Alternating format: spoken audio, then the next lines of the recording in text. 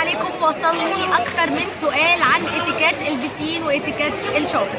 من اكتر الاخطاء شيوعا اللي موجوده وبلاحظها في كل مكان تقريبا هي نزول البسين للاطفال بالساندوتشات. الكلام ده مش مناسب خالص ومش من اللائق، حتى لو المكان اللي موجودين فيه مفيش تعليمات بتقول كده.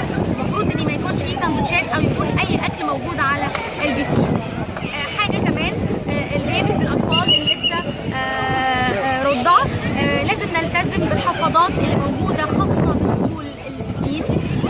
كمان من اكتر الاخطاء اللي موجوده الغطس، يعني يبقى في ناس حوالينا زي الاطفال او كبار ينزلوا في الميه بيعملوا طرطشه ميه فظيعه على كل الناس اللي موجوده بشكل مش لائق اطلاقا.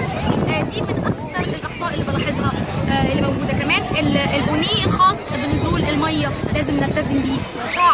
شعر لو كان قصير اوكي مفيش مشكله، لكن لو الشعر كان طويل وتعدى الجزء ده، تعدى منطقه الرقبه، لازم بيتلم بتوكه مش بيتساب كده. دي اكتر الاخطاء واكتر الاسئله اللي وصلتني عن اتيكيت الشاطئ واتيكيت البسين. اشوفكم اتيكيتات جديده على البسين.